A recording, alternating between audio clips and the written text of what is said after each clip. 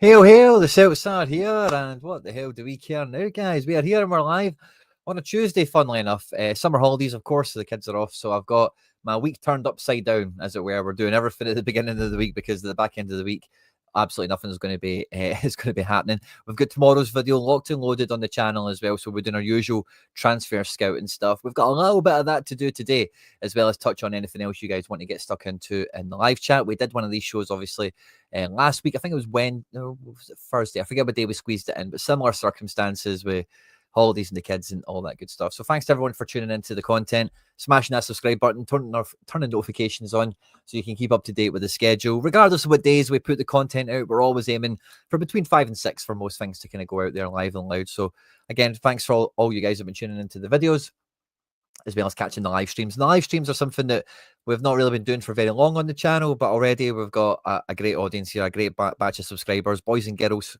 heroes and legends from around the world tuning in to talk all things Celtic. And there's been quite a bit today. I don't know whether to start with a wee bit of strip talk, because that's kind of in the chat at the moment, isn't it? But the title of the stream, the title of the show, fist bumps to all on arrival who are joining us live and loud. If you're watching this after we've been live, thanks to you guys as well, of course.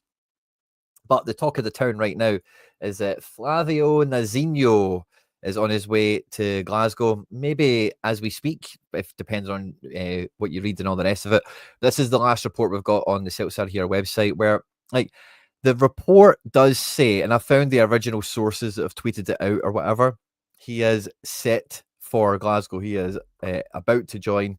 He is on his way, is all the kind of the verbiage that's kind of went around this. But I'm not too sure it's that tied on, as Michael goes on to talk about in the article here on the website. You can check this out on celticsarehere.com at your leisure. But it's maybe a move that is in the offing. It's something that we're pushing towards. It feels like Balakwisha is this kind of thing that continues to rumble on. But we'll go into it in the video tomorrow in more detail. But the way things are sitting at the moment with the house cleaning that we've been doing with the squad, and the real, like, the pace that we've been doing transfer business in has been in that same sort of tempo that we've had for the last couple of seasons, where early in the window we kind of get miscellaneous players in for nominal values, and then as the window winds on, we maybe lose some players. We maybe see a bit of a crystallization on who are our primary targets, who are our key big money signings that we're after, and then can we get them? You know, last window we kind of get bent over the barrel for one or two, but windows gone by, maybe it's slipped between our fingers. A few other bits and pieces have happened over the years, but we all want to see improvement in the deployment of the strategy, of how thorough Celtic are being with their target ID, and then just how deliberate is the word I want to say here. Committed is maybe the better word, towards action. And these are the things that we want to improve on. These are the areas of the squad that, even on the one in, one out policy, there's no Kyogo replacement. We now need a Kuhn replacement. Did we even get an O'Reilly replacement? The list in that conversation probably goes on to eternity, to be quite honest with you. So Flavio is probably the kind of main thing I want to chat on in the video today. Any thoughts and feelings from you guys on this already? Feel free to get them into the live chat. I've got a wee bit of a preview, a little bit of a... I don't really talk about him in the video too much, so I don't mind talking Flavio in more detail, because I do think this is a transfer that is being painted up, particularly in the Scottish media, as being a Tierney handcuff kind of situation, a backup left back kind of spot. Whereas I think when we actually have a look at the squad, and if we look at Flavio himself, I'm not sure which to do first. Let's look at the squad.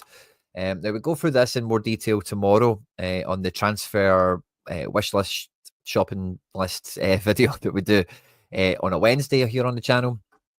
But this is essentially how the squad is sitting. There's maybe one or two academy boys that are still in the pre-season squad that aren't on this, and I'm really sorry. I tried my best to kind of spot them all in the photographs and whatever, but we didn't quite get there. And I'll just move these guys because we've got the little chat bubble in the way, so we'll just put them where they're meant to be. Isiguzu and Jota. So Yamada isn't all the way in yet, but it does feel like that deal is... we're waiting for him to finish some sort of international kind of skirmish tournament. So we'll wait for that to finish. And it feels like Yamada is inbound. He will be a Celtic player, signed, sealed and delivered in due course. And from what we've seen early doors in pre-season, we have maybe thought there's a space in this world where Inamura has a little bit of left back coverage potentially. Again, it was against Cork City in Australia, so you really need to kind of contextualize that against anything. And for that reason, I think the main reports we've seen about Flavio Nazinho. Let's just put Nazinho on this because it's way more fun, I think, isn't it? Is that he'll be a Tierney cover. Now, when we look at his time in Belgium, and we'll come on to do that in a bit more detail, he's kind of used to that role, in fact, at Cercle Brugge. They played Conference League last year. They might have even played Hearts or Kilmarnock or somebody, I forget who. But Cercle Brugge, and they've had some decent players come through their doors over the last 4 or 5 years. But he was kind of like effective super sub for them at left back. And when he did start, it was maybe in a bit more of a sort of defensive shape where they played a three at the back, and he was like a left mid supporting the forwards. And he has actually played in left wing as well. And for me, this feels more like that Celtic player, that prototype, that profile that the club loves of a guy that can do more than one job. Because, yeah, he could protect the Tierney situation as well. But the way things are going, like if we were to, I think in the video actually I turned these guys grey, don't I? So let's just fix that because I must not have saved it. But yeah, Palma, Quan doesn't come into this conversation, of course, because he's not a winger. But Palma, Tilio, the kind of murmurings of them leaving is kind of groaned up again, as it has with Yang as well. Now, I don't think Yang's a guy we chase out the club, but maybe if he wants to go and an offer comes, it's just an easy thing to happen. So this Nazinho could be like guaranteed to get off the bench in every game, if not start the games he's not on the bench. Between maybe coming off the bench for Dyson, if Tierney's going to get the 90 minutes, if Tierney's going to rest, you could play him here. There's always this hypothesis going around the chat on the channel, in the comment section, that maybe we're changing shape. I wouldn't back Tierney to be a left wing back in a new shape. I would much fancy him in a back three. But this Nazinho, way more than Maeda, because again, Maeda has kind of done that. You know he can physically do it, but you want him in the front line. But this guy could maybe help facilitate something like that and further down the road. So this feels maybe not quite like the Swiss Army knife midfielder that we've been wanting, but in terms of a left-sided player, this guy can really play in a lot of different spots, and I think he'll be a key utility player in that regard. The chat is absolutely flying away, guys, so I'll come into it and see what you guys are saying. But I think this is a deal that will get done quickly, because this feels like, see, even if he is just backup left back for Tierney, this is the sort of caliber of guy where we're wanting a guy that's played football. He's got a bit of pedigree, a bit of promise. He sees this as an upgrade, as a stepping stone in his career in a good way. Like, you'll come here and he's thinking, I need to get better to get into this team, and I'm here for the challenge, and I'm going to do my best to make it happen, make the most of the minutes I get. So as a direct just backup for Tierney, I think this is a lovely purchase, to be honest with you. My caution is maybe it then excuses a little bit of this, and we think, oh yeah, well, we could just play this guy left wing, and we can maybe just play in a middle left, like we can maybe, this guy can actually just be the left winger. That's kind of the worry, is that because he's so versatile, like near Beaton kind of style, that maybe by signing him, he actually has more of an important role than we would maybe want. So that's maybe my only hesitation around it. But otherwise, this is a lovely signing. Fee dependent. If it's over 4 million, it's a wee bit of, okay, maybe a bit rich. But again, this is a guy, well, let's have a look at him. I'll go and load the page up. This is a guy that has played significant minutes, has done well enough for Cercle Brugge, I beg your pardon, the green and black derby of the blue and black Club Brugge, who obviously we seen last year. But this is a guy that has been handy enough at a decent level, not just in the Belgian league, which we know is a bit of a breeding ground for talent, but they also got themselves into the Conference League, like I mentioned, and he made enough appearances there. He had some injuries to kind of wrestle with this year before previously being maybe a bit more of a regular player. But and this is kind of when he's came in previously of Sporting Lisbon. And then, yes, is this kind of break into the team moments from an October period here to an April. Then we get towards the end of the season, a wee bit of split action. He plays the last 2 games of the split before then coming back in the new season. The Belgian season is about to kick off. It always starts kind of end of July. You think we come back early. The Belgians are, are right back early, which I guess I must serve them well for qualifiers. As you can see here, last season, 24-25, starts the season is one of their main players, and then is kind of in and out through a bit of injury. And eventually, kind of finishes the season strong enough playing for the Portuguese under 21s. And again, like quite a prominent player, came off the bench against France in this game, which maybe makes you think there's someone else in the reckoning. Rafael Rodriguez that maybe comes into it, but Roger Fernandez is the big wonder kid in this team, and obviously the captain is Paul O. Bernardo, as we like to call him here on the channel. So again, a guy that has a bit of symmetry with someone else in the squad. And when I kind of realised this and looking through it, like they played on the same side of the pitch, maybe now that Bernardo's been pictured back in training, Brendan and the boys have had a one-to-one with him and went, listen, is this boy any good? You know, is this guy worth is he worth the money? Should we bring him in? And Bernardo's maybe just went and gave him that seal of approval. Now, he has come off the bench a fair amount of times in the back end of the season here, but overall as a guy that started more often than not. And when we look at the starts that he's had in particular, if we look at this last one here against St. Truden, a 3-1 win, he's played in a back five, maybe a 3-4-3, depends how you want to look at it, but depends on the game state, I suppose, doesn't it? But in that left wing spot that we were just chatting about, the game after that was against Kortrijk, who have now been relegated, and they signed one of our boys, didn't they? I'm sure. What was his name? Not Summers, but the other kid. They did that Austrian move, I'm sure, wasn't it? And where is it? Yeah, in left mid here again, a left of a 3-4-3, which again was kind of we'll kind of cross section this against what we've spoke about already in the channel in terms of this tactical development that might be happening under our noses without it being like an obvious one. Left mid here again as well. Not a good game against St. Truden. It must have been 2 legs. Well, it must have been a playoff for Europe or something. This is a game here against Kortrijk, or maybe it's just a split the way that they've did the fixtures. But yeah, 3-4-3 again. Been very effective with assists, winning penalties, goal line clearances. He's doing all things on both sides of the ball, which is really good. When we look at his stats over the last 40 per 90, he's got 16 starts, average of 37 minutes played. Let's magnify this to make it a bit clearer for you guys to see. And then can I do this? Yeah, that makes it nice and clear, doesn't it? Yeah. So last 40, 16 games started. That might be on last. No, it's last 40. Yeah, nice. So 16 games started. Set pieces taken on average per 90 takes 5. So this is a guy swinging in corners and free kicks.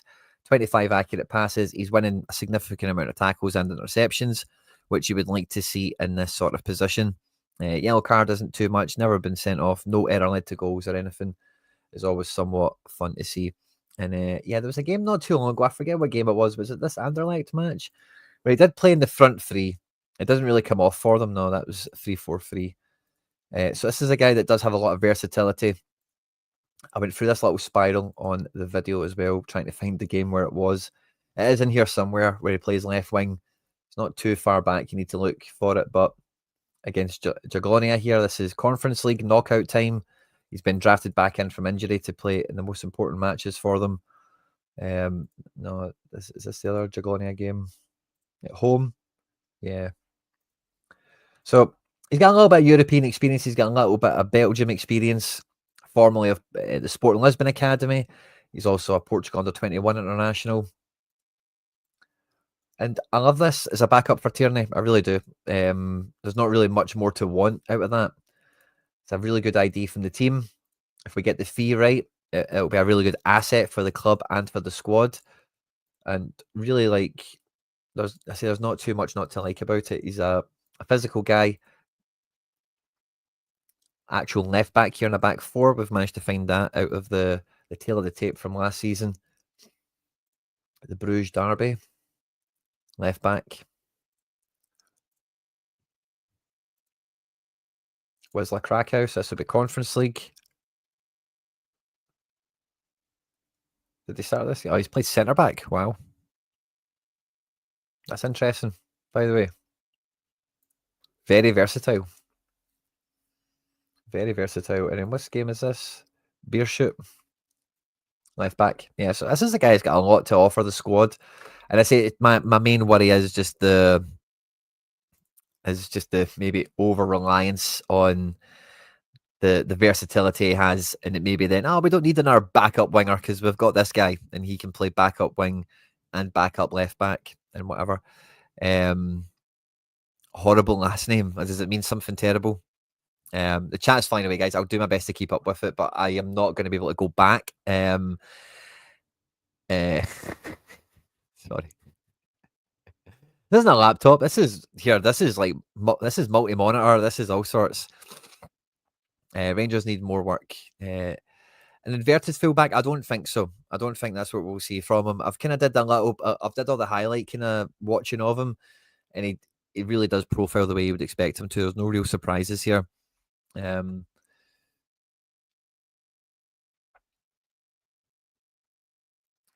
that story. What were we? Sorry, the chat has run away from me. Sorry, I'm not too sure um, what's been going on here. But I think like Nazinho's a really good player for us to bring into the squad. It's just about where he fits, and if it is to be the backup to Tierney, brilliant. If it is to offer extra versatility, fantastic. But if we were to, what's the best way of doing this? Maybe let's go. Let's just save the changes here. Let's go into the actual team shape thing, right? So we've been chatting about this in pre-season, what we've seen with Bonner, and then what we've seen from Negren over the last how many matches we played now? Four, three, four, four.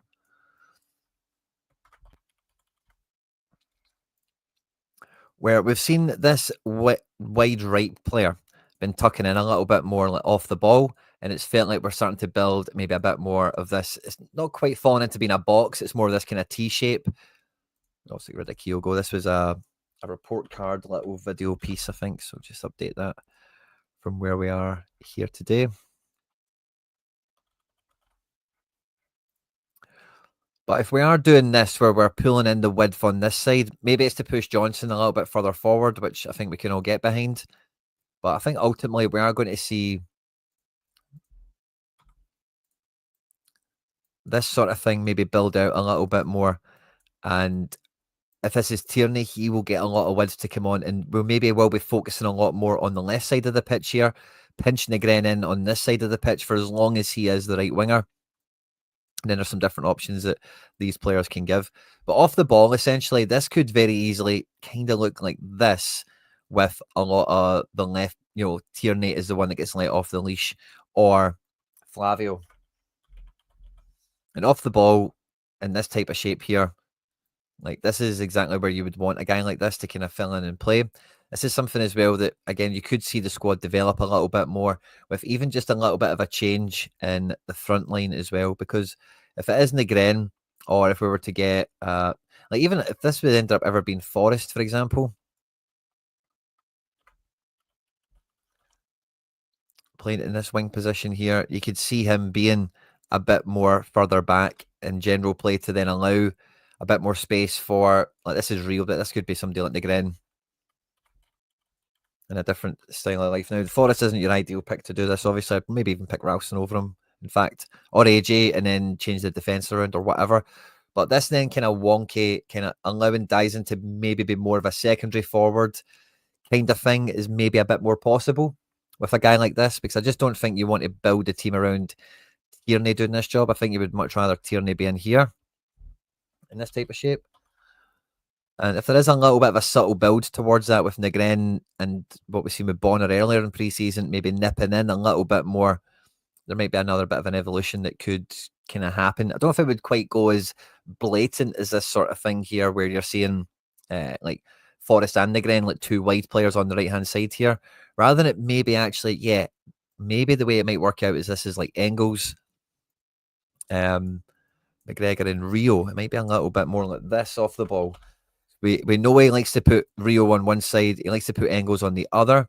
And again, if you're pinching the Gren in, I could easily see something like this maybe materializing. Like it might actually look when the team comes out as like 4-4-2 or 4. It might just still look like it's the same team, isn't it? Yeah, I think this is where I was kind of maybe trying to get to. Might look like it's kind of the same team, but we might actually be playing, a bit more of this kind of thing,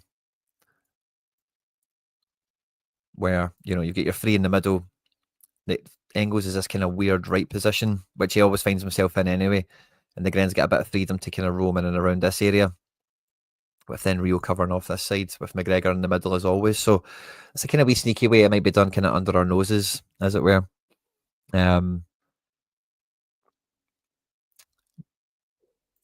Yeah, I would take someone like so the problem I have with Malacia, right, is I wouldn't necessarily say he's damaged goods, right? But see, normally guys like Malacia, they've got no problem going back to where they came from after these moves that don't work out, and maybe not even necessarily going directly to the club that they previously came from, but someone else. Like this was a tweet we got earlier today. Someone tagged me in, and I was actually thinking about this once once I seen it for myself before the notification thing came in. But where was it? Yeah, that Carl Forbes is went to Bruges. Now this guy went for a lot. We were linked to him, right? There was a time where on this channel we actively wanted this to be one of our signings. He was doing fantastically well for Man City at youth level, and it felt like a matter of time before he was going to break through. He made a big money move to Wolves, never worked out. Ajax spent a fair few quid on him. It didn't work out, and now Bruges have spent a few quid on him. And normally guys that are rated, have been scouted intensively, had many actual admirers for them in the market, don't normally have a problem moving back down the food chain, too much. Whereas Malacia doesn't, maybe he's trying to hold out for something or whatever. I don't know the ins and outs of it. But normally when those guys kind of struggle to get out of a situation or move on their career, it kind of is a wee minor alarm bell for me where I'm just like, I don't know if that's somebody we want to be pursuing necessarily. Yeah, safe changes, just leave them the way they are. So if we go back and look at this, how it's sitting at the moment, I think this is a lovely signing. I think this really does it complement the business we've already done? It probably does, because this is like something that should have been on the to-do list for years. And the fact that we were kind of stumbling around in the dark, it felt like to get another left back in to cover for Tierney, it was probably just a real sore point for a lot of people out there. So the fact that we're doing it, and it's with a good guy, youth international, decent experience at domestic level for the level he's playing at, and again could be a good asset in the squad. And we're never going to sell Tierney, so if we've got a guy that can play and fill in for Tierney, and also can fill in other places in the squad when appropriate and in dire times and severe circumstances and whatever, he gets plenty of opportunity to progress, to get better, maybe gets to the situation where they are jostling for who's the best left back. And then we know we're not selling Tierney, we sell this guy. No one's going to cry about it. No one will be upset. And then you rinse and repeat, you go around that little cycle again. So this is exactly the sort of guy you could do that with on every level. The problem I had with this coming into it was I was worried we wouldn't find someone that was quite a good box ticker as this. And I thought probably the best thing to do would be a loan with a buy option on another Alex Valley type. And then you can just flip the script, sign the deal, make it permanent, and then sell them in the one window with no real jeopardy on owning them. You can play that game.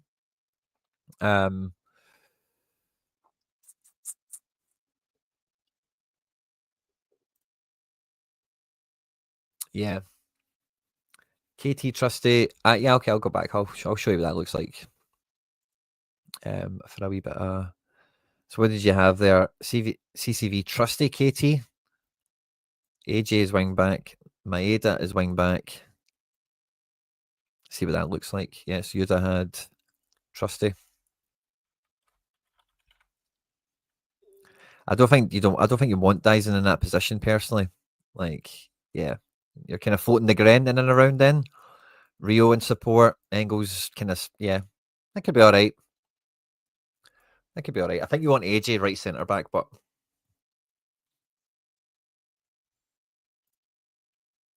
I see you're suggesting we use a 4-1-3-2. I'm not really saying I suggest we use it. I'm just kind of saying I suggest we are seeing that from the manager in pre-season so far. Where I think AJ could, this kind of situation could be pushed on, but then I think he needs to. I think you're able to do it the kind of weird, kind of twisted way I had it there, because we're so dominant domestically. You can put Engels out here. If Tierney was left centre back, that is a back three, by the way. Who would score a goal against you in Scotland? Really? I don't think anyone would. And if you had this type of guy out here, and you then got this box in the middle of Rio, McGregor, Negren, and Dyson. And Engels is kind of like, I know you're looking at this and going, Quinny, doesn't he play out there? He's a fucking centre mid. I know, but do you see where he actually is on the pitch for Celtic a lot of the time? He likes being on the touchline coming inside. I think you'd prefer to be on this side of the pitch doing it right enough, but all the same, you've got AJ to be the actual right back. You're not really asking Engels to be this up and down guy, really, are you? Because again, AJ should have plenty of defensive cover in here. So yeah, I could see it working in some capacity. I'm with you there. I tweeted about it as well, by the way. Not a lot of height in that defence. Yeah, fair enough, but we're worried then about set pieces, aren't we? I think Tierney is effective enough at set pieces, to be honest with you. I know you're... How tall is Nazinho? It's probably... Let's go and get his actual height. Do we have that on this page here somewhere, I wonder? No, I don't think we do. So let's go get transfer marked up.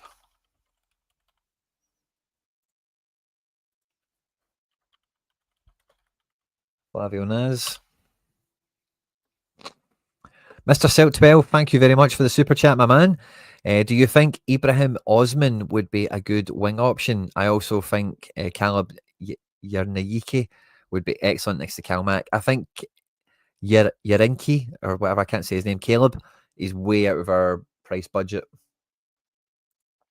The other guy, Ibrahim Osman, I think did well, but who is it that owns him again? Is it not like a Premier League team that own him and he maybe went back? 1 meter 80. So he's not a small guy, Nazinho. He's definitely not a giant.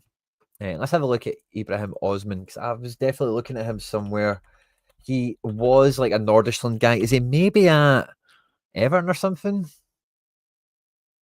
Oh no, I found him. Maybe he was linked to Everton. He's at Auxerre, it looks like. I've definitely seen this guy on a video. I've just been making a researching for somewhere, somehow. I wonder who he's owned by or why I know him. I'm sorry, I'm kind of caught on the hop with this. Oh, Brighton, not Everton.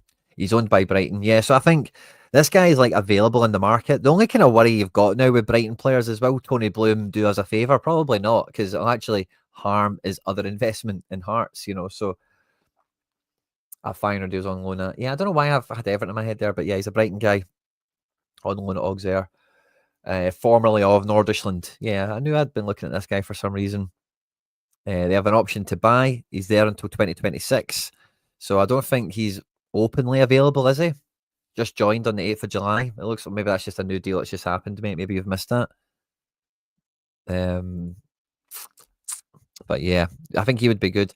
The other guy you mentioned, we'll put him on screen for anyone that's not aware. But this guy is like, he's going to be at a Premier League team or a Champions League team very, very soon. I think Nordisland are holding out for a pretty penny. It says here he's only valued at 1 million. I think if you phoned up Nordisland and said we'll give you £1 million for him, they would just hang up on you. Like I just don't see that being the case.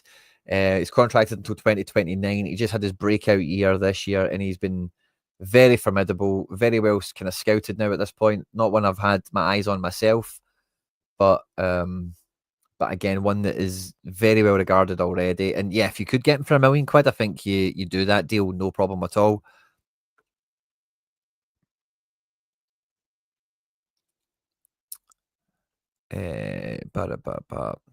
Now, Kenny Douglas Senior, good to see you. Is Flavio confirmed? The official word at the moment we've got on Celtic here is it's not as he's not in Glasgow. He's not doing a medical, and that's kind of the chat that's been going around this. It's very much we're interested and we're going for it. It feels like, but it feels like there was a little bit of this is happening. That was a shade premature, but I think it's a goer. I think by all accounts and all sources, it's going to be going. And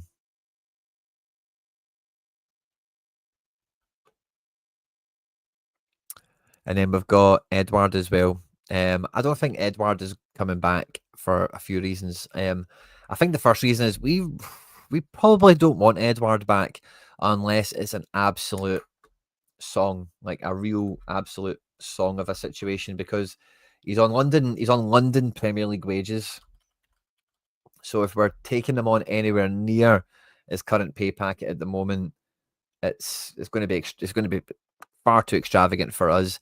He is now also 27, and since he's left us, like I know it's been Premier League, he's had moments. He's had even a spell or two, you would even say, but he's regressed in his career. No one's even interested in him. Like not even your Ajaxes and your Bruges and whatever, they normally love to go and sign players like this. So I think that kind of tells you a lot about how he's maybe training and how his physicals and how his, injured, whatever the report that comes from medical teams provides kind of tells you. And unless we're getting him back at like bottom dollar, we're not paying for him. His wages are, like very much in line with bang average squad members and stuff like that. Like, I wouldn't bother, really, to be honest with you. Yeah, he's in the last 12 months. We're not going to get anywhere near the wages he's going to get for the next 12 months. Palace are probably actively trying to shift, which doesn't suit us. So I don't think there's any real possibility of this happening unless it's really in our favour.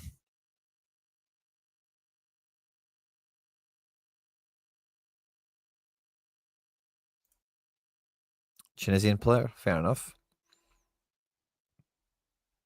And yeah, like the way he left, like see the whole thing with like Eddie chucked it. I think Edward, like see like, Ayer and somebody else, I can't remember, but there was like two guys I thought they were like, okay, it's kind of harsh on them because they have been here for ages, and like if they were kind of set up to go this year, I know that I can get it because I think they should still be totally focused on the 10.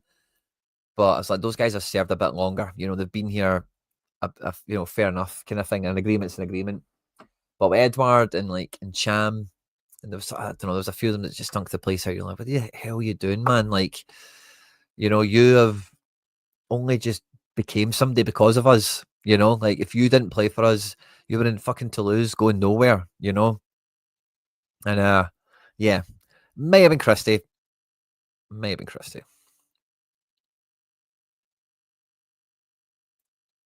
And Ida scored 20 this season, and people think people are saying to me they never want to see him play for Celtic again, and Ida scored 20. So I don't think 22 is a real, with Celtic fans anyway, I don't think it's a real saving grace, is it? Because, yeah, we want 30s, 40s, we want golden boots. That's how we want to go for it. So, yeah, I think the Flavio stuff is brilliant. If we get this guy over the line, I think it's a perfect left back situation. Nice cover as well for any extreme circumstances where, like, imagine we strike it lucky, imagine we strike it gold, and we get Palma moved out the club, we get Tilio moved out the club, like for profit, for money, not we're just kicking them out the door, Barcast style. Oh, sorry, wrong button I clicked on there. But yeah, if we got Palma gone, if we got Tilio gone, like we've mentioned, we want Forrest to be like winger 4, don't we? Who knows about Yang, but then this guy is also in the picture.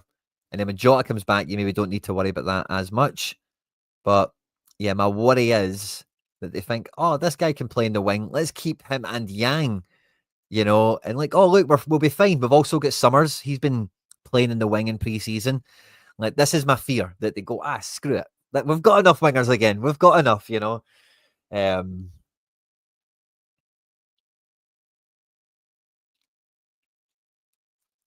I think he does. Yeah, that's probably quite true. That's probably quite true. Yeah, same. Check the report card out. We did on the channel. We've got a little report card series where we can evaluate players and the club and different facets and whatever. How they did last season and any thoughts and feelings we've got coming into the next season. But yeah, I think that's the main worry is the versatility of this guy maybe stops us actually doing something progressive in the front three anymore because we've not replaced. And Yamada is not. Yamada's the old replacement. That's how I see it. Yamada is the old replacement. We still need a Kyogo replacement. And we still need a Kun replacement. And we got Jota back to replace Jota since we never replaced Jota last time. So yeah, we're probably fine everyone else for replacing guys that have left. But now we need to move the squad on. Nazinho is a good addition. Maybe even just as the Taylor replacement, if you want to think about Tierney as the addition, perhaps, because again, keeping Taylor would have been I'd been quite happy enough with that, I guess. Um, but yeah, might be the Iwata replacement we finally get. Doubt it, but we'll see. Ricardo perhaps or somebody else, who knows? But yeah. Balikwisha, I do hope, like, I've not, we talk about that in the video tomorrow, a little bit more of the Balikwisha element coming into this, but yeah, I think he would be I think if you get Balikwisha and you can get Nazinho, let Yang go with these other guys as well, and, you're probably like, okay, I think we're better. I think Balikwisha replacing Kuhn is like fine, and then we've added Negren. We have Jota, sadly on ice. Still need that Kyogo replacement, but up front. But yeah, we're getting there if we get Balikwisha and Nazinho as a kind of double swoop here.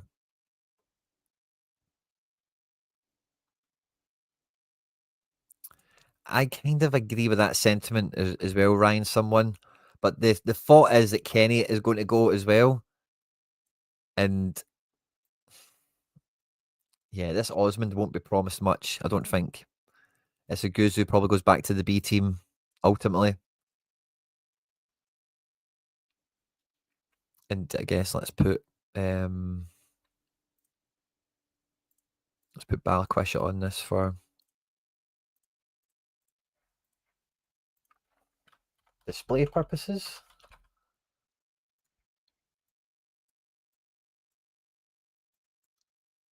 Like, is that better than last year?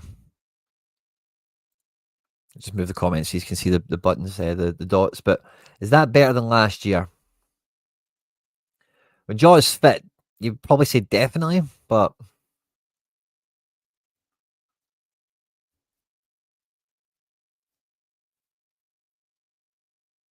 Sky Sports just wrote about the Nazinho deal. Brilliant. Anything? Is it just regurgitating? So that is a bit of a problem at the moment in terms of, like, it doesn't feel like we're buying players to move the team on, which I don't mind as long as, like, all the gaps are plugged, and this is a big gap that needs plugged in here. And then I think you can go flip the script for Balikwisha, whatever they want, pay it, get him in, get the deal done already.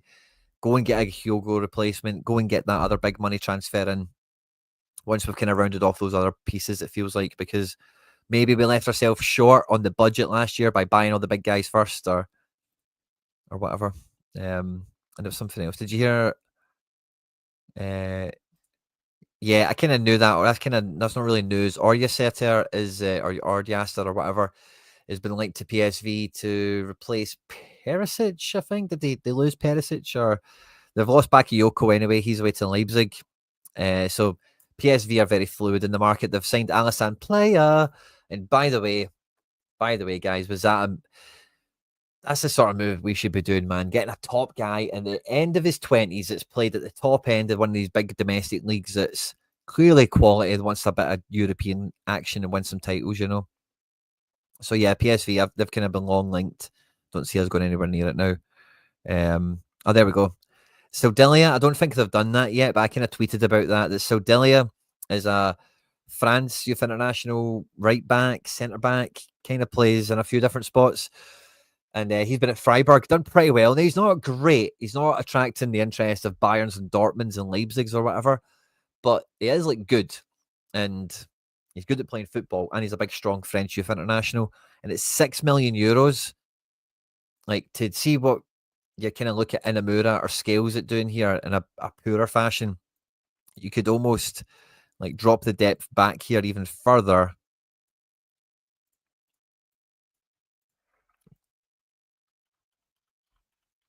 With someone like Sodelia, and he can cover Carter Vickers. You can even rest Carter Vickers on occasion.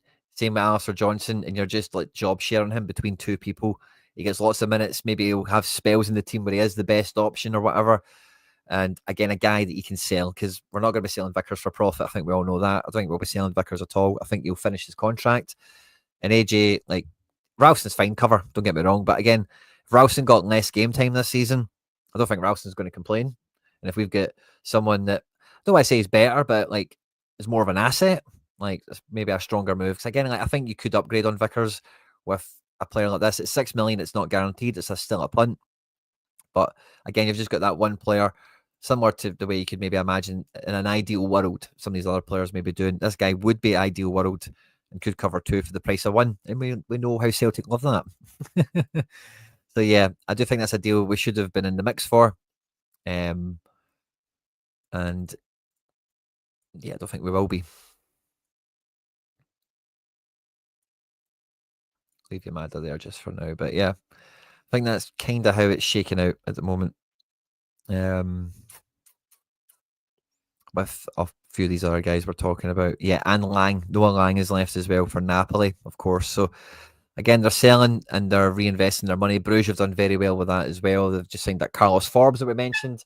And they signed Tresoldi, who's a guy that we highlighted on the channel for Celtic to go after for €6 million or something. And they've rejected, Club Bruges rejected a 25 to 30 million euro approach from AC Milan for their midfielder Jashari and said the price is 40. Fuck off. And no, they're not coming back because they've not got 40 million. And yeah, so these other teams are really setting the pace for Celtic, and it's important that that's our barometer for the transfer window. I see a lot of comments talking about Rangers and what they've been up to. I've actually got no idea what they've been up to beyond, like, I kind of keep on top of the gossip columns and stuff like that, but I don't actively check out their guys who they're linked to, see what they're doing in pre-season or whatever.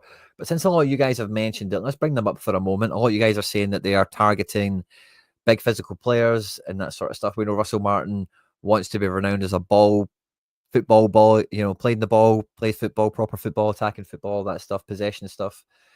They signed this guy, Jigga, who is rated at 10 million. Is that on loan? Yeah, he's on loan. Rated at 10 million. Not one I've heard of. We'll have a look at him in a second if you like. Davis has came back. They've still got Proper. They've signed Emmanuel Fernandez for just under £3 million. Max Aarons, I knew about that. It's not a bad move for them. But he couldn't get a game out of Valencia. Oh, still got Cifuentes. By the way, Cifuentes was a player I wanted for us. Cifuentes is crazier things have happened. Joe Rothwell from Bournemouth, fellow Asgard from Luton. Leo Cameron we knew about. Kieran Dowell, were we not linked to him? Who's Kieran Dowell? Oscar Cortez, they're paying their money up for him, haven't they? This Gassama guy's the one they're all interested in, isn't it? They're still trying to sell Dessers Niggerman. So this guy Jigga, they're all super excited for. So Wolves have just signed him from Red Star, formerly of Basel. And Wolves are going to put him at Rangers to see how he does. Yeah. Feeder club mentality, isn't it, really? And Kieran Dowell, I'm sure we were linked to this guy. Maybe not. His name seems familiar. Maybe it's them, or maybe it's just he's been there for a while, hasn't he? That's what it is. So he's just came back. That's all that is. Fair enough. See, I don't claim to have an intimate knowledge of what they've got going on beyond kind of scouting them before and around matches against us, but yeah, like I don't see anything terribly worrying. I think the thing is they can get a lot better quite easily. It's quite hard for us to get a lot better, and we are worried about maybe even stagnating. If you're stagnating and someone else gets better, they don't even need to get better than you. But if they are progressing and you are kind of going stale, you can lose football matches. What head to head on that, So yeah. You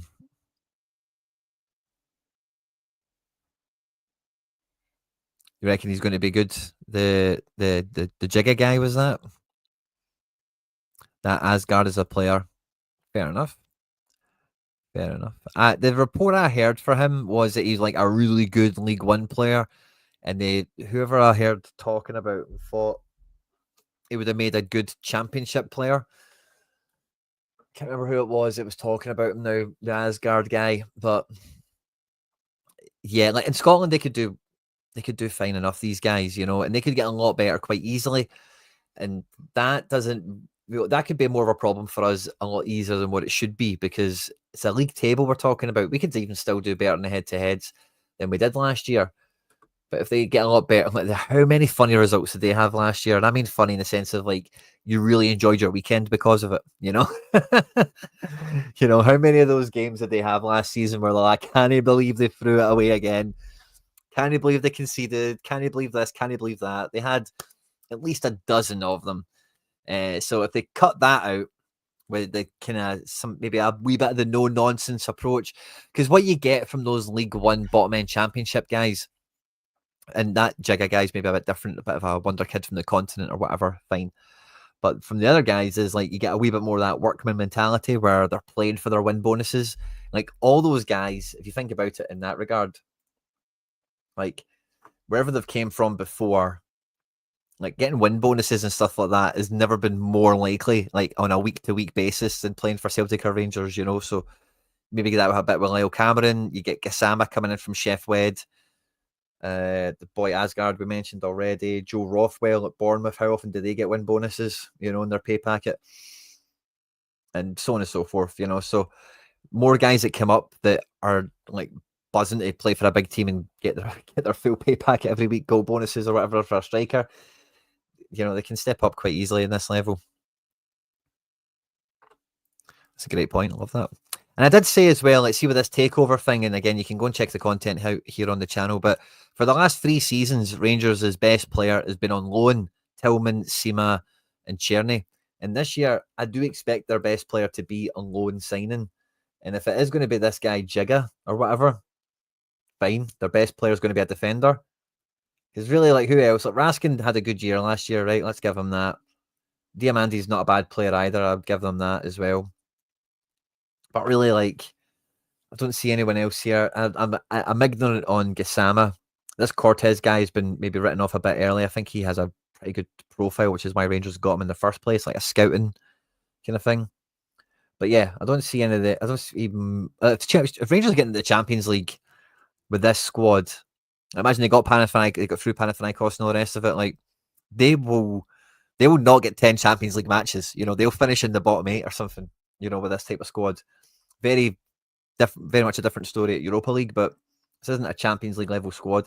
Now, if they got into the Champions League, you bet your bottom dollar that they'll throw some money at it, you know, and then who knows where things will sit. But I say I don't really normally cover Rangers or speak on them too much beyond scouting them in and around matches, but yeah, like, yeah, I'm kind of there as well. I don't really care about them too much until we're playing them. That's when the fun happens, isn't it?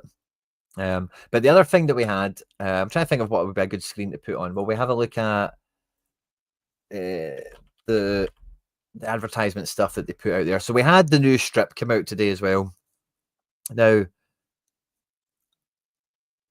was it maybe the YouTube? Or maybe it's just this. Yeah, we'll just have a look at the Twitter feeds because they've had a lot of stuff come out, interviews and all the rest of it's on Celtic TV and on the YouTube now, which is all good and fun when it's not behind the paywall, of course. Carter Vickers back in training, which is good crack. But the big thing was the kit launch. Now, the video was good. I liked the video, to be honest with you. A wee bit on the cheesy side, but I've seen other videos out there where other football teams are putting legends in kits. They're doing lots of fun, cool, fun stuff. And I thought this was, as a kit launch, this was actually a pretty good kit launch. Yeah, this stuff. Like, clubs do this all the time. Playing away today, the sun is shining, it's a beautiful day. I'm going to turn that down, actually. We'll get copyrighted for that one, but yeah, I'd have definitely done that to screw me, to be honest with you, putting a copyrighted song on it.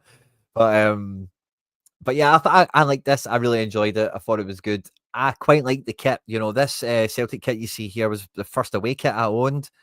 I quite like it. It's not fondly remembered by Celtic fans, I would say, as a whole. There's a man there. Seeing Henrik involved is what you're after here, isn't it? You know, he was the most iconic player in that kit.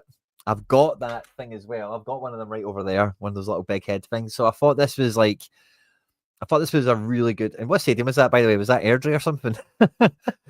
But I thought this was a really good advert. I quite liked it. I like the kit. I'm not gonna lie. I don't think it's amazing. I'm not dying to go and get it. It's not the most imaginative one in the world. the snooker reference. I don't really get. I like the kind of snooker setting here. Charlie Mulgrew, John Collins. I've been roped in for it. Should we know this guy? I don't know that guy, sorry. But I liked that a lot. But part of the problem I think some people had was that we had this. We've also had the other kits release, which has been fine and fun and all the rest of it. But now the Celtic shop is awash with very expensive. Oh, look at the one without a sponsor, by the way. Tell me you don't like that. The one without a sponsor is pretty clean. Junior top, 60 quid. By the way, junior to adult, the discount is not applied there at all, is it? It's maybe more beneficial to adults than anything. Shorts are quite cool. Socks are fine, whatever. And then, oh, look, last year. I like that kit a lot, by the way. I quite like that kit. 30 quid's not bad. No sponsor. But the store is like, oh, there's the goalie top. I've seen someone post on Twitter that might be the winner. It's actually really nice, isn't it? The goalie top. The sleeves are a bit weird. Like the long sleeves. Do you think they're a totally different material? Like the extra tight, maybe? You see that little ruffle that's kind of there? Like, I wonder if there's like a change in the fit from the shoulder to the arm. That looks really clean, but look at how much everything is in the shop, man. Coming soon. Yeah, look at the sleeves. This feels like there's going to be a new, like, Adidas won't be doing this for us, obviously. This is last season's kit. A club like no other. I think where the problem is, right, is see when you see all the stuff that they're bringing out, clothing, right? What was the new stuff?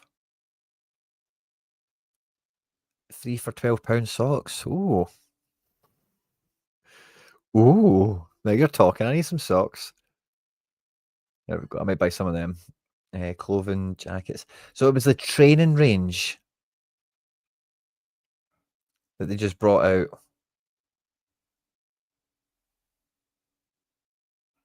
New era.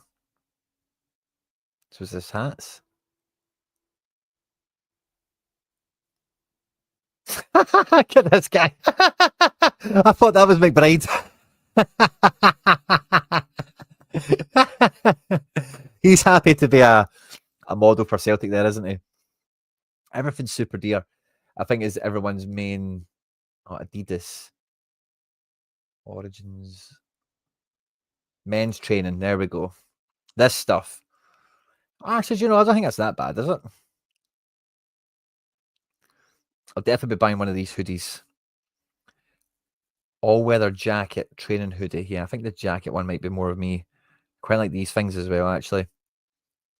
Yeah, I'll be going into the shop to see what one of them I actually like, but they could be really good. I like this thing as well, by the way. I like this as a t-shirt. But I know you're all saying, like, it's 60 quid and it's this and it's that. This looks good. Anthem jacket. Oh, that's what I want. Anthem jackets are good. Yeah, I want this. That's what that. No, I don't think this was this an Anthem jacket. This was like a. What does it say on the label? I love this jumper. Just says official merchandise. Wasn't like training gear or anything.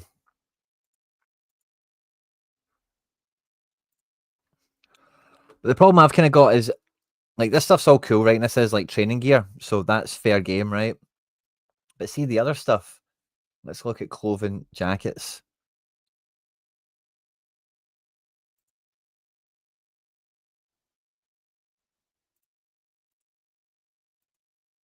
Actually, that's not too bad. But most of our stuff I've kind of looked at. I don't know where the hell's this mid crest packaway jacket. Kits, Adidas, Origins. Yeah, like it's not fashiony enough. This stuff, it's just like fancy Celtic gear. You know, when you see other clubs do this sort of stuff, like you can still tell if you're a Celtic fan that it's Celtic based, but like you guys know what it's like, especially if you live in Scotland. Like if I go out somewhere and I'm wearing a Celtic thing, like not that I care or whatever, but you know maybe somebody does, or not that's a thing, but it's like going out with football gear has a stigma on it. It's probably the easiest way of putting it. Like if I was to walk in somewhere wearing these trackies this t-shirt, and or this jacket. Imagine wearing all of them. You know, like, I don't know, I'd be comfortable walking about outside. And it's not because I'm in danger or whatever, but you know what I mean? Like, football fashion should kind of blend in a bit nicer. It shouldn't just look like fancy training gear or just look like fancy kit. It should just look more like some of this stuff is a bit nicer. The jacket we seen a minute ago was all right as well. Some of these are pretty mints, but to be honest with you, but yeah, it's still got the Celtic like crest on it. It just looks like fancy Celtic gear. And you want it just to look like fancy gear. Nightwear. Let's see what they've got in here.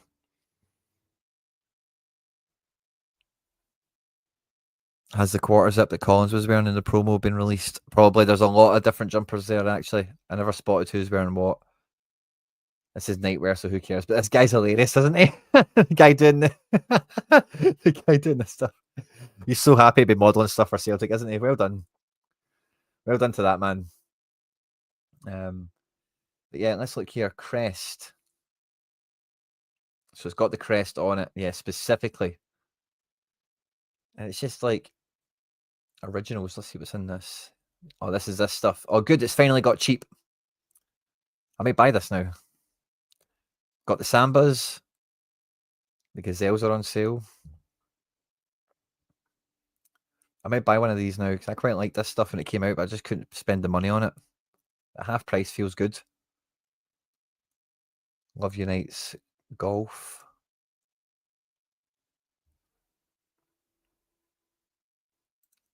Yeah, it's the golf. It's still got a clover on it, but I think that's a little bit better, isn't it? It's a wee bit more, yeah, like a little subtle like t-shirt clover rather than a Celtic clover. Again, there's no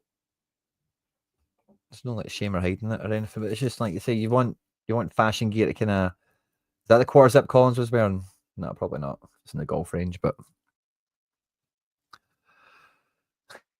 I could buy a fair amount of it, by the way. Over 22 wearing that jacket. That was the Origins, wasn't it? That was the the varsity jacket.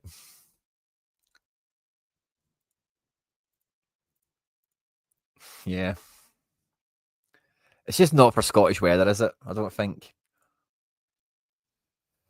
But yeah, you just want it to be more like gear rather than Celtic gear.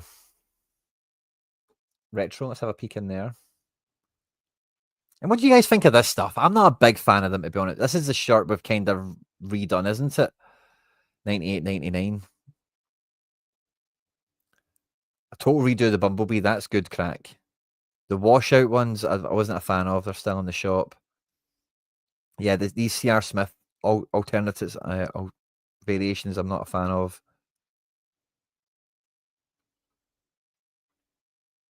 Now, this guy loves being a model for Celtic, doesn't he? And then you look at this guy. This guy's not that buzzing. This guy's trying to be too. This guy's loving it, man. This guy is fucking loving it. Yeah, I mean, this guy's had the time of his life. Love it. Fair play to that man. Again. Oh, apologies, ladies and gents. Apologies.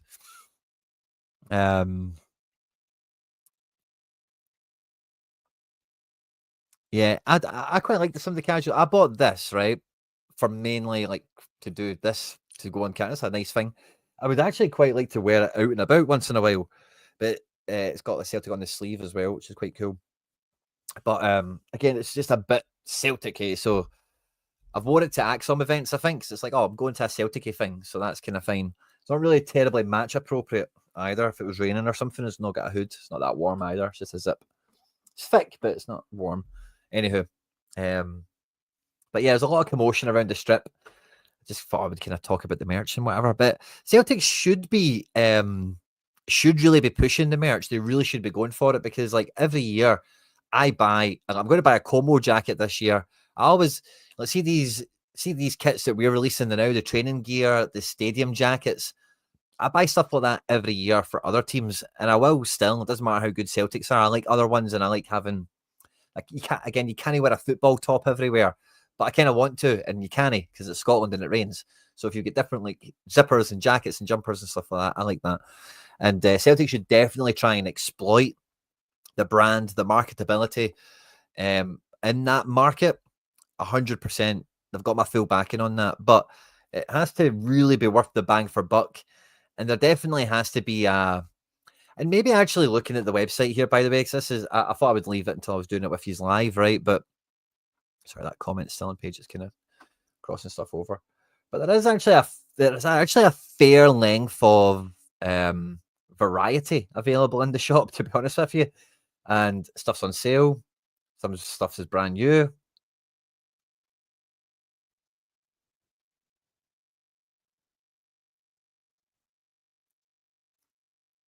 There's Happy Man again. So yeah, maybe there is like a good range of stuff now coming out. But see, when it was just not even the Origin stuff. What was it? Originals was the first one that came out. Yeah, Originals came out, and it was super dear. And you're like that would actually be a really good top, but we're never going to wear it again. It's another one of those ones.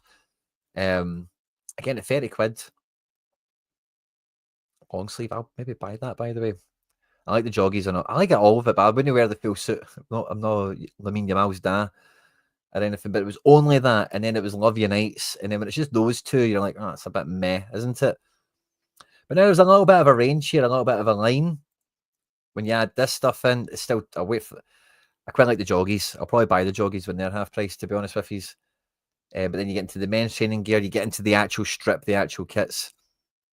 But yeah, this is the kind of thing that it's like something I can wear when it's raining or I'm going out somewhere. It's an actual functional part of my life jacket, zipper, hoodie, top, whatever. So yeah, I'll probably buy one of these as well because they are nice. I'll go into the shop and really get a feel on them and see what one I like. This has a wee hood thing in it. That'd be fun. Oh, it does. Yeah, I quite like that. That looks the part. Oh, maybe not. It's a wee bit too facey. Not a big facey guy in terms of the coverings and whatever. Oh, Henrik Larsson. Oh, we've got Henrik Larsson line, don't we? I forgot all about that.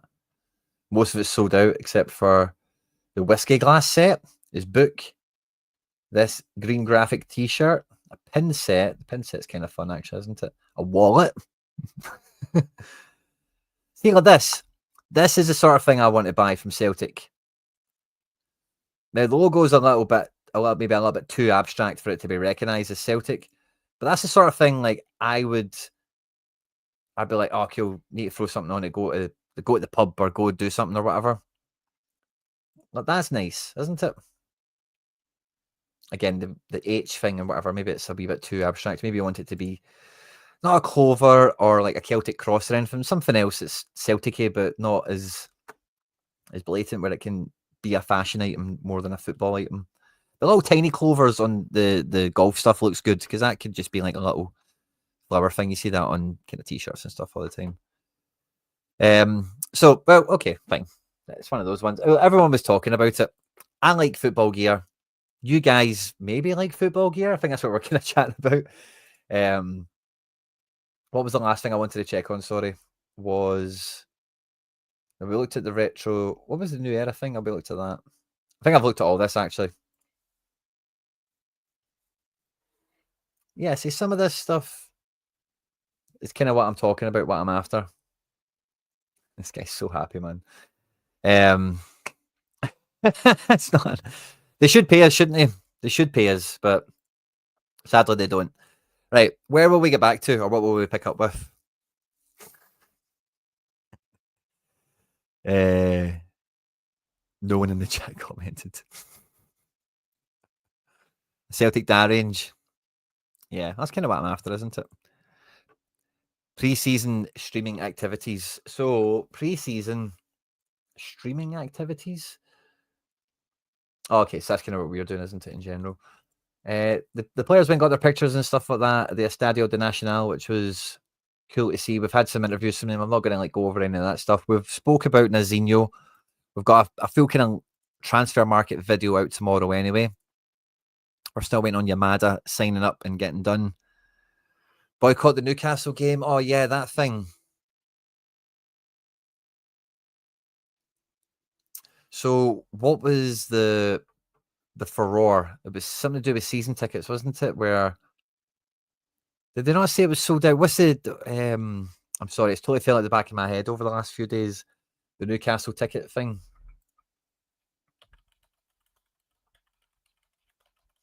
They announced it was no. They announced that the tickets were on sale, so they're not giving it to season tickets. Am I right in saying that's the dealio?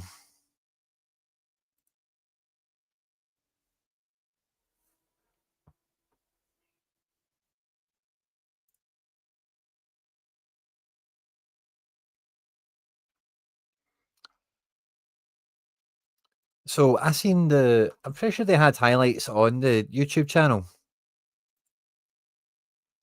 I don't think I watched them on Celtic TV. I'm pretty sure I watched them on YouTube.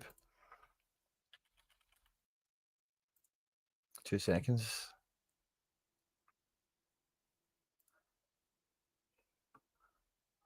Videos.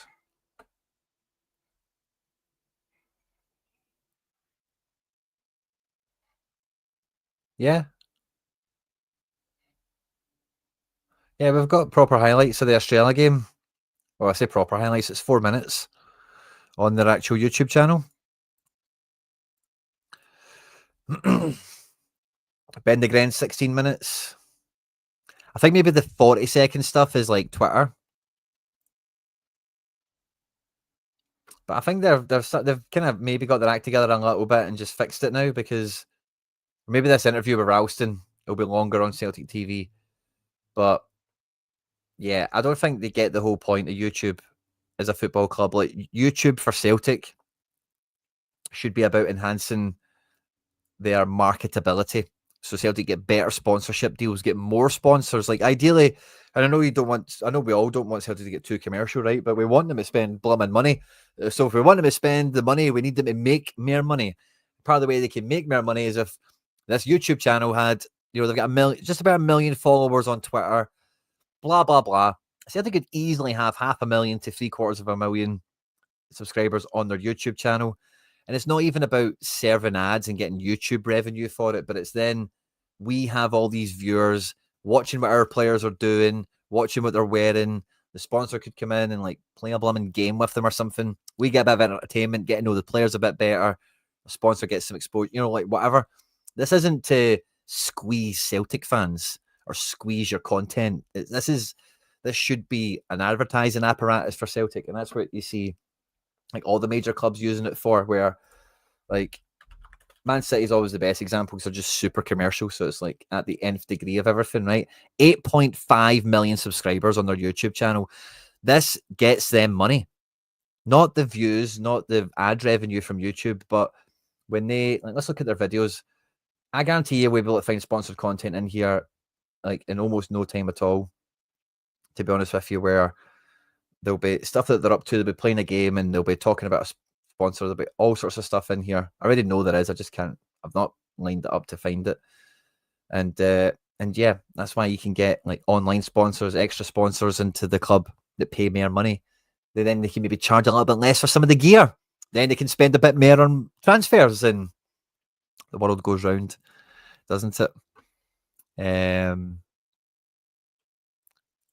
Call the fee here. Have you heard of Amin Boudry? Yeah, I agree.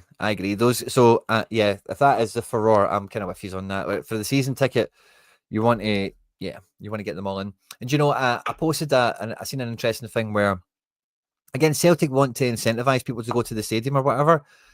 FC Dallas, I know it's an American thing again, right? But they had like one fan, maybe more, but one fan at least that attended every home game. That was a season ticket holder. Like, actually got his ticket scanned at every game. They gave him a free shirt.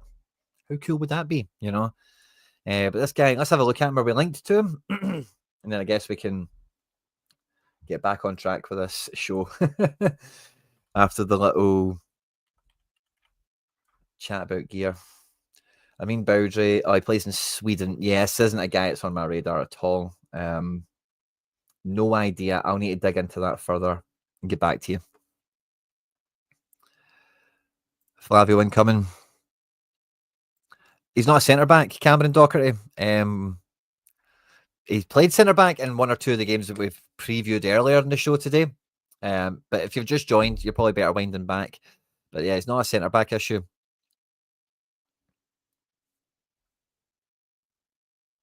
Yeah, that's a very good point as well. Need to have more of it. And again, like there's a lot of business upgrades the club needs to make, and it's kind of one of those ones where the best way to eat an elephant is one bite at a time. So they do have like so many things to fix and to solve, but as frustrating and as painful as it can be, like it feels like they're just going through one thing at a time. Because the YouTube content for them kind of made a move over last season in terms of how the thumbnails look and the sort of stuff that they do. And it feels like it's taken another kind of step up in terms of the extra player engagement we're starting to get now.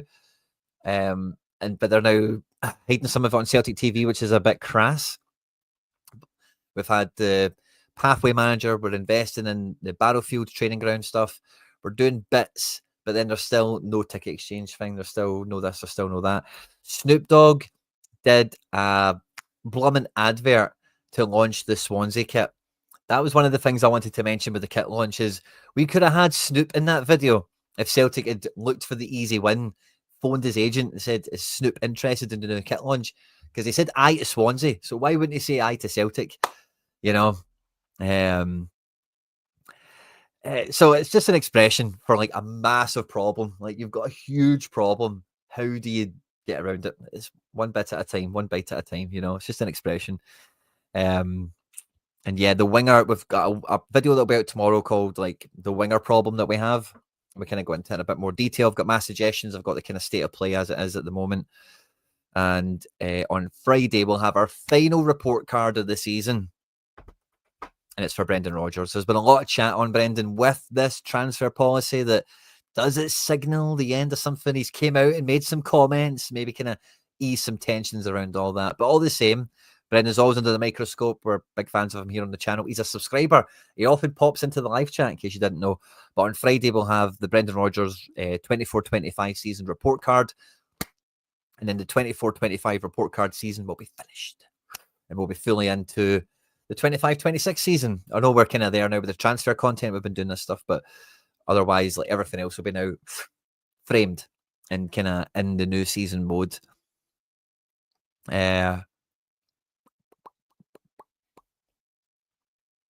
Connor Sullivan again, and new Nico Sigur. I would need to check out on that one as well. Yeah, that's cool. Yeah, good banter in the chat as always. Thanks to everyone that tuned in with us live today. It's been an absolute pleasure as always. Flavio, I think it's a great bit of business. I think it kind of finishes if we get him and Yamada as is kind of anticipated at this point. Like I've said already, I do feel that it puts the squad like primed for a big move or two, primed for a big signing or two to, actually level us up from last season, because I don't think Nazinho will be enough. Like, I think we need that Balikwisha move to come in as well, don't we? And then we feel that, like, yeah, kind of outstanding business is made. Like, I would be happy to see Balikwisha in like team strength is a bit of a Kyogo replacement if he does the business, if he's good enough where it could play out here instead of Dyson. You could get Dyson through the middle. You could play one on the right. You could do, if he's as good as like, you don't know who the front three is going to be every week. That's how good Balikwisha needs to be. And that's the way it needs to be as well. When Jota comes back as well, then I can accept that Kyogo has been replaced. But we still are missing then maybe the Kuhn replacement. We're then maybe missing, it's probably just the Kuhn replacement, isn't it, really, at that point? I guess, I don't know. It's a tough one. But it feels like, with some of the other players maybe on their way out, some of them already have left the building, of course. We've got those kind of white dots in and behind all the key positions, at least got cover. And then it'll be about just rounding off those edges and lifting the quality now in the starting 11 and the best 11, the best options. Because midfield, that problem we were chatting about just now with the front three, where we don't know what the best front three is. That's the position we need to get the squad into. We really need the midfield to get into that position where between the four guys that we have, we don't know which three is going to pick. That's the way we need to get to it. And we need another big player, because Bernardo's not going to be a part of that formula. McKeown isn't either. I doubt Ewart or Ricardo will be that either. Certainly not this year anyway. Who knows about the future? But otherwise, like, yeah, it's maybe just about enough covering defense and whatnot, goalkeeper, and up front where, yeah, after we get Nazinho, Flavio in, let's call him Flav. Somebody didn't like Nazinho. Maybe we'll vote on it. Put Flavio in, whatever. And if we got the Balikwisha one in, I think we're ready now. Go and get 2 guys in, spend 25 mil. Hard-hitting defensive mid. And then it's kind of up to pick your poison with another striker, which if we get Balikwisha, it's probably unlikely. Although I think we should still be doing it, but you know how it goes. Or another big hard-hitting centre-back.